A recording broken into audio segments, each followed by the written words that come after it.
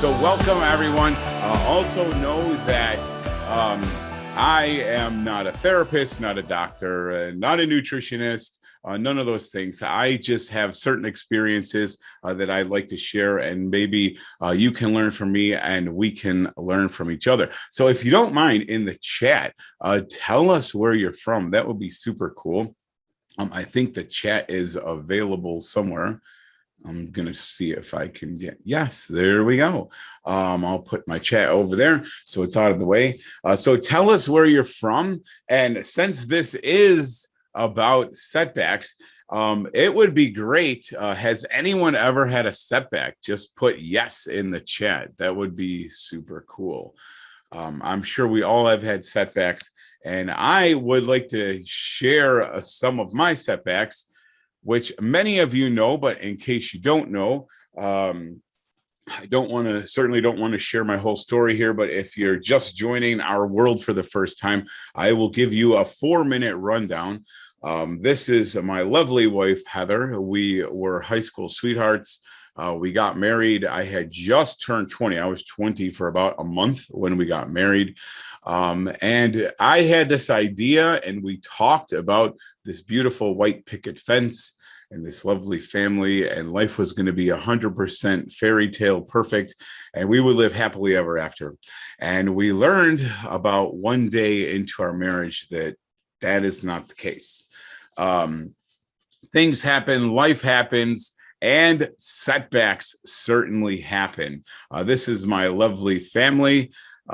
So out of our young marriage, we started early, so we're fairly young to have older children. But we started this fairy tale life. I had a really good job, and we had bought a house. I think by the time we were 21, we owned a duplex, and I had a good job. We had a new car. Everything was going well until the first setback happened for me. My job was eliminated because of foreign competition. The giant factory I worked for closed down, and that was my first taste of a setback. There I was. I had dropped out of school, so I had no high school diploma, much less college. And I found myself, I was very overpaid for what I did. And in fact, I was I was an hourly employee, so I was making about double of really what I should have been making. So here we are, we have all these bills, and now we have all this debt, and now I have a job that's half of a job that I used to have. Along with that, I was diagnosed with this weird disease through all this. So when I did get this great job, I ended up on temporary disability for a bit. So our very start of marriage, we had already a bunch of setbacks that really could have set the whole thing to spiral out of control. Again, I hate to bore people with my story, but I was born with a disease called Ehlers-Danlos. My joints are all jacked up. They're really messed up pretty good, which made everything difficult, caused me great pain. So I got addicted to painkillers. And for about 10 years after that, I would find myself an alcoholic, on fentanyl and any opioid I could basically get my hand on, along with fast food, which turned out to be one of my greatest addictions. So I have battled some setbacks. Now, some setbacks are because of what we do, right? And I don't know, maybe I should ask that for the chat. Do you think, do you have setbacks that are caused by your actions or something that's out of your control? So if you have setbacks that's out of your control, just put out of my control in the chat. And those setbacks are a little bit different than the ones that I kind of want to talk about, but they kind of have the same effect on our life, really. And a lot of times when we talk about setbacks, I was really, really good at blaming my setbacks on things that I couldn't control, because once I do that, then there's nothing I can do to remedy the setback, right? It's just you throw your hands up and say it is what it is. But at any rate, so I just want to let you know that I've been there. This is why I wanted to do this, because I've had my fair share of setbacks, and 95% of the setbacks I've had in life, I've dealt with completely wrong. So I am really good. I might be an expert at dealing the wrong way with setbacks. But here's what's interesting, and this is what made me want to review this, and maybe it's just so I can get all this in a video. I just want to take a little bit of break here just to tell you, in case you don't know me and don't know my story, you can go to my website, which is Fat Man Rants. And at the top bar there, the menu bar, we have all sort of things that we offer. We just came out with a 25-day program yesterday. As a matter of fact, it went live. We've been working on it for about 2 years, but you can get to all that stuff in the links of my website at fatmanrants.com. There's also a free cookbook if you're interested in that, and our monthly cooking coach membership. But here's what happened. I had a pretty serious surgery about a year and a month ago, and I didn't know if I'd ever be able to walk again. They had discussed amputation with me. They were able to do a fusion, but they weren't sure it was going to take. It was kind of a long shot because there was so much damage. And I lost about 4 inches of the bone in my leg, and they cut a couple other bones and screwed everything back together. And they told me that it would be about 18 months till I recovered. And that was about 13 months ago. About November, I asked the doctor if I could get on my stationary bike, which he didn't know was my triathlon bike, on a trainer. And I started riding, and I started feeling better. And I thought, you know what, I'm going to take a shot at Ironman Placid, which would be about a month and 3 weeks after the surgery, or I'm sorry, a year and 3 weeks after the surgery.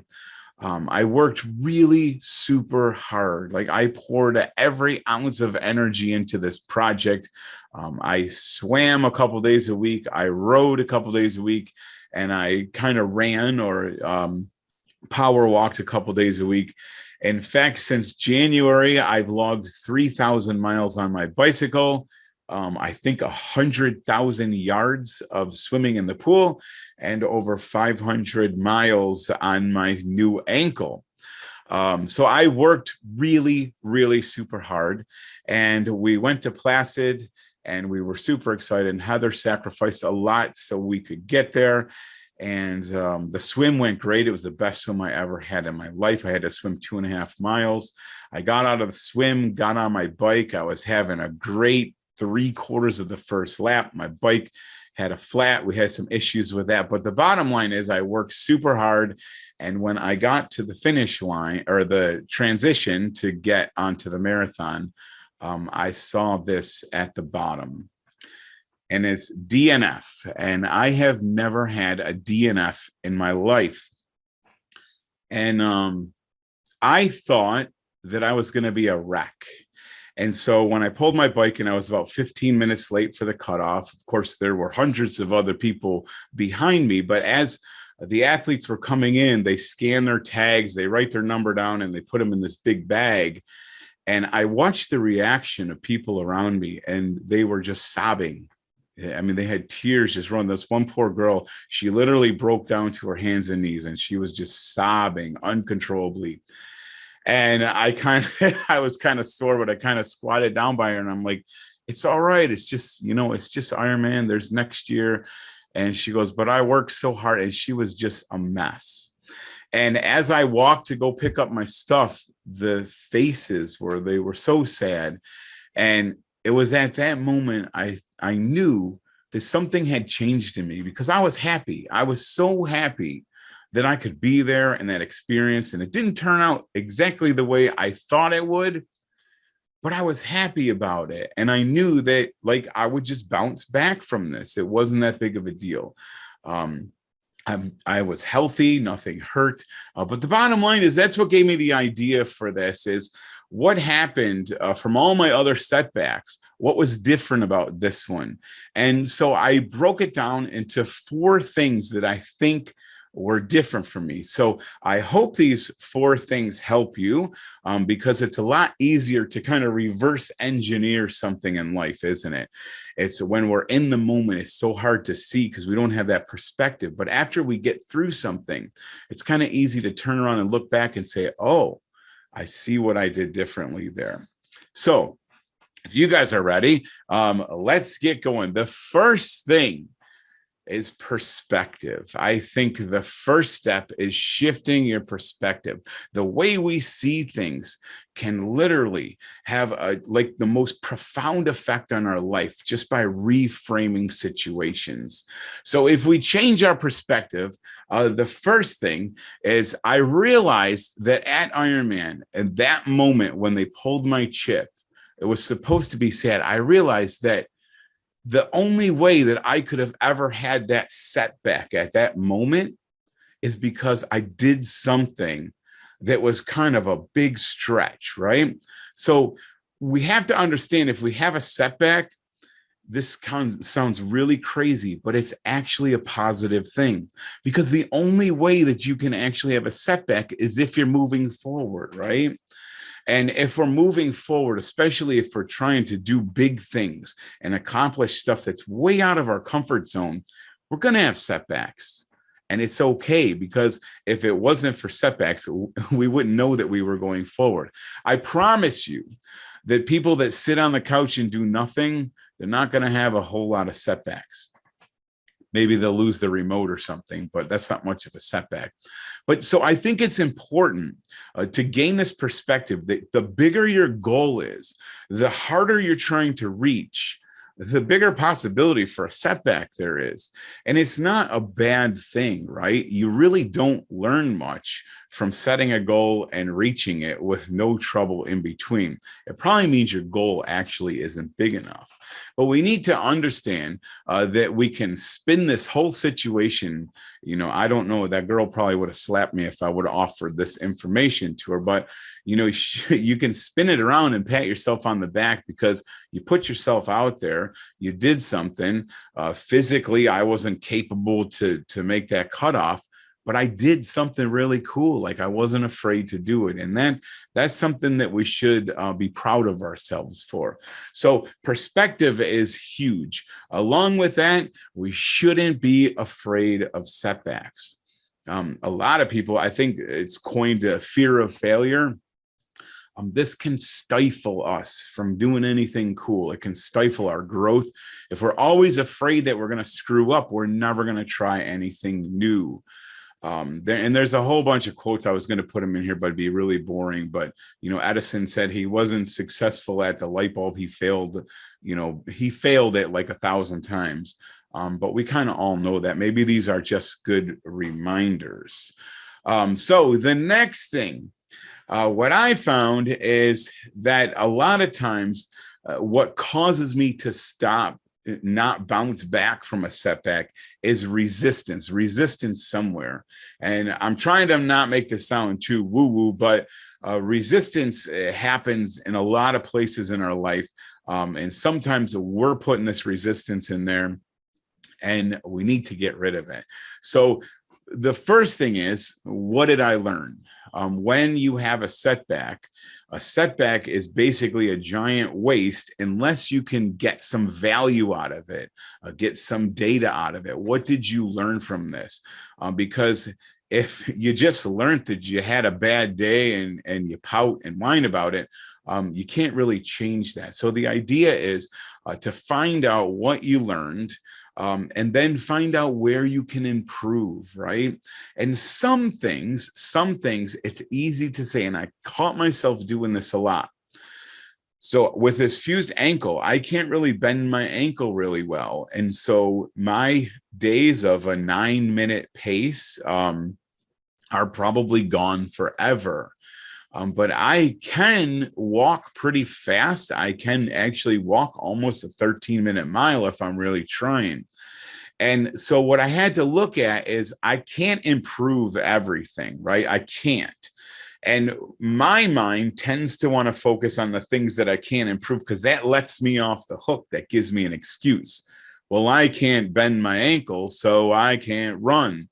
but I can learn how to move faster in spite of my ankle, right?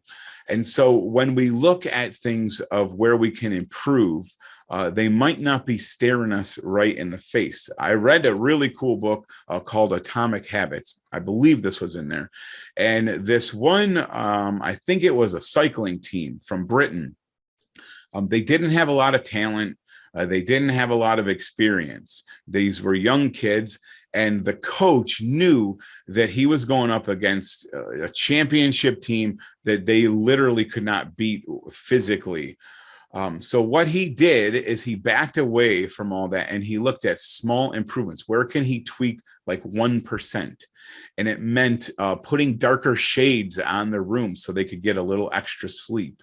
It meant, dialing in nutrition.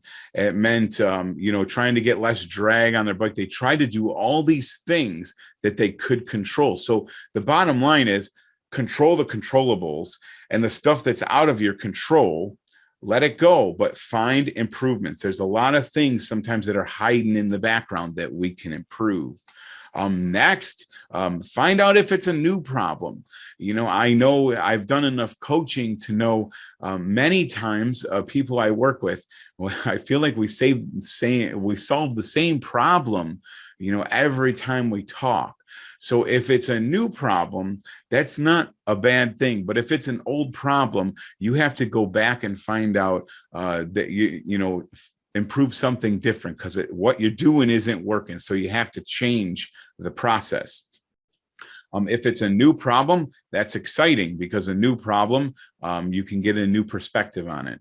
And then lastly, this is probably the most important thing. Once you identify that problem, that whatever you learned, how can you figure out a system that you don't repeat it? And I don't want to get too far off topic here, but for me, for the past 2 years of being pretty inactive and the COVID quarantines and all, or the isolation and all that, being home working a lot more, I put on about 20 pounds. And so I keep repeating this process of, if food is in the house, I'm going to eat it.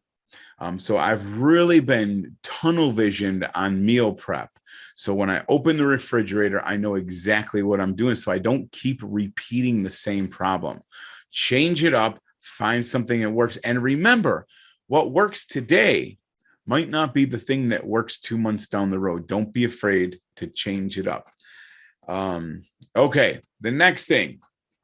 This is the big one. This is probably the biggest one for me. I struggle with this. I've always struggled with this. Stop caring what other people think. Does anybody have this problem, or am I just a weirdo? If you have a problem worrying about too much what people think, put yes in the chat. I struggle with this. I've struggled with this my whole life. So this is a little bit bigger of an idea, but basically, when you start comparing yourself to other people after you have a setback, it's so hard to move on. I looked at the results, and I'm in last place, like I'm a DNF, like I didn't finish.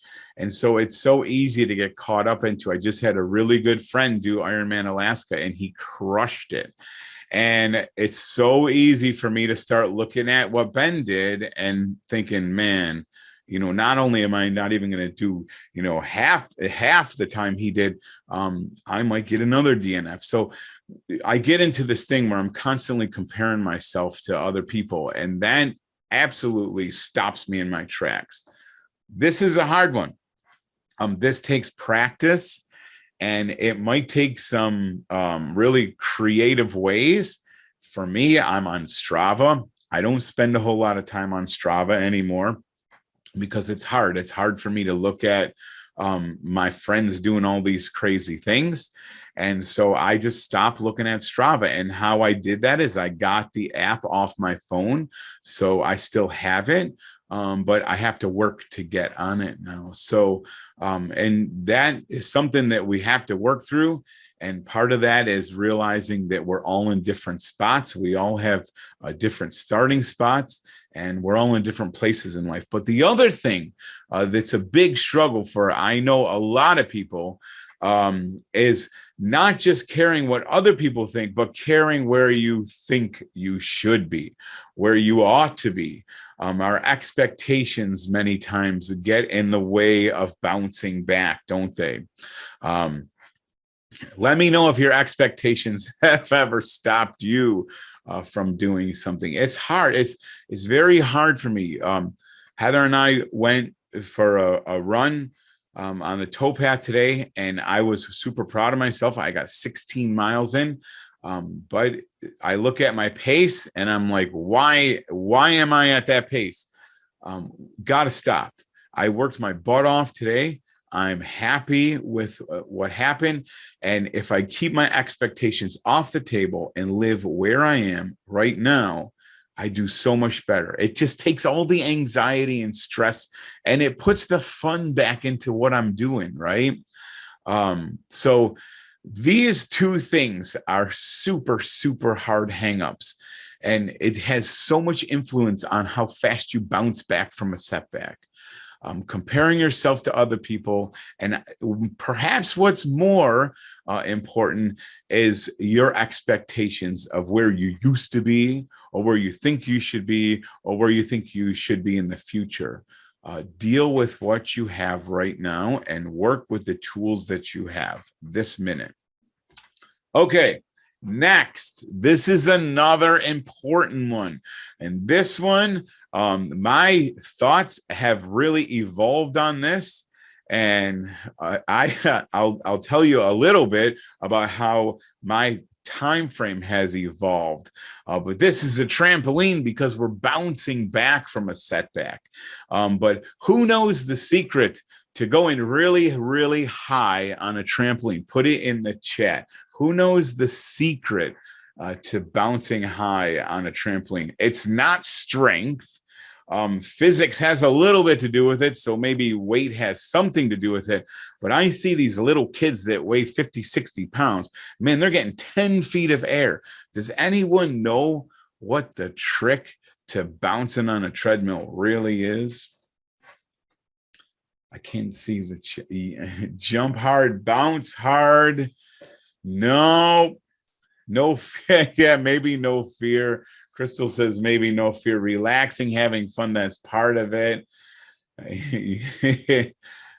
Yes, the momentum, Lauren. So momentum, really, it's about rhythm, right? Like if you try to jump and you have a kid like me that's really uncoordinated and they're trying to do half jumps. Well, if you've ever bounced with someone on a trampoline, you'll learn that you have to bounce in a really good rhythm in order to really build up momentum. So yeah, it's all about momentum.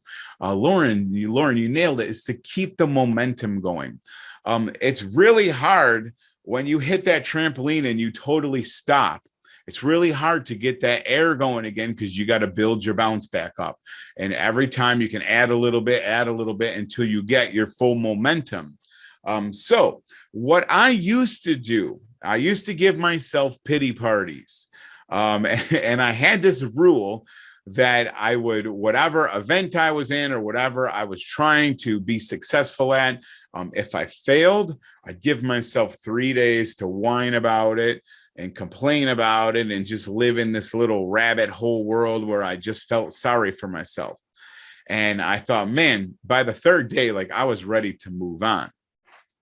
And so then I wound it down to 24 hours. That's all I'm giving myself. If I fail at something, I get 24 hours. I deserve to feel sorry for myself. I deserve to have a pity party because I put so much work into something and I totally screwed it up. This is what I noticed has changed in this last setback, which was a big setback. And Ironman, the next morning, I went out, I smiled, I shook it off, and we went for a beautiful walk. And I think we got a little bit of running in too. I allowed myself 0 time to feel sorry, 0 time to have a pity party. And what happens is once you bounce, right? Use that momentum on the bounce to get right back up and get out there. And I found myself to give it zero time to feel sorry. Just bounce right back. Because if you don't, it's so hard to get that momentum again. How has anyone ever, whether it's, you can talk physical, emotional, spiritual.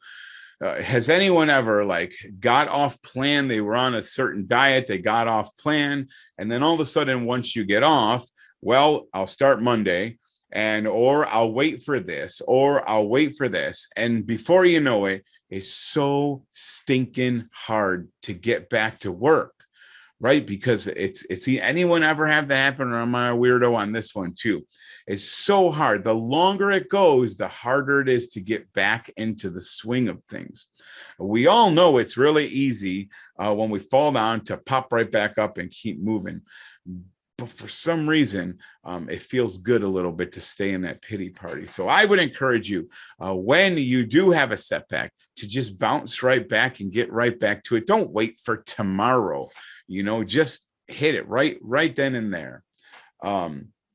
Yeah, and it's much less painful this way, right? It's much less painful. So I am gonna stop sharing my screen here and look at it. Boom, and show. Sorry, I lost you guys for a minute. Okay, I'm not sharing my screen anymore, right, Heather? Right. Okay, perfect. So that is my little 30-minute chat on how to bounce back from a setback. I hope that people found a little value in that. I'm just kind of sharing what's happened to me, Yes, and I'm sorry because I have a setting on here. It's super hard to get everyone to talk because it just Zoom goes crazy. But what I'm gonna do, I'm thinking about. I love the plant-based stuff. I love all that. But I'm really thinking about starting a new thing up called Excuse Smashers, which we already kind of did start. It might involve a podcast and stuff. So what I'm going to do, since this is recorded, we had over 100 people actually sign up for it. So I'm going to put the recording into a group or on a page and let people know where they can get it. And then you guys, I'll send you an email too. If you want to share it with your friends or whatever, feel free to do that. So I have a question for you though.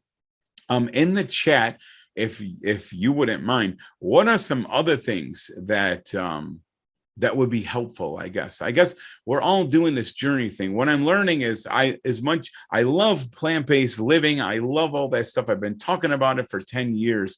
But I'm at a point in my life where the plant-based lifestyle is so ingrained in me. It's just what I do, that I feel that plants are a tool to incorporate a really good lifestyle. I think there's a lot more to life than just eating plant-based.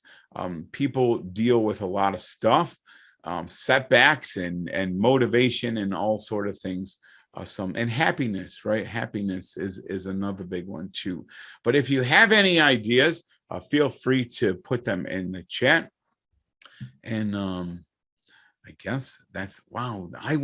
I thought this would take an hour. It only took 30 minutes. And we have the rest of the night now too. This is great. So I am going to sign off, everyone, and I will post a link of where you can find the replay of this if you're interested, or if you want to share it with someone. And I'm going to start a kind of a podcast, and I am very excited because I've been wanting to interview a lot of people for Excuse Smashers, and there's so many amazing people out there doing amazing things with less than ideal situations, and it's so hard for me to find excuses when I watch other people doing stuff. I'm complaining about a fused ankle, and there's a guy on the trail with an artificial limb. So it's It's hard. It's hard to look at somebody that's doing amazing things and make excuses for ourselves. And I think there's a lot of people out there whose stories need to be shared because they're not being shared. A lot of people, I found motivation through recovering from my back surgery and my ankle surgery. That a 5-minute video literally changed the trajectory of my recovery. And I want to give back. I want to spread that out there. So that's where I'm headed. I hope you guys have a fantastic night. Thank you for taking time to join us, and we will see you next time.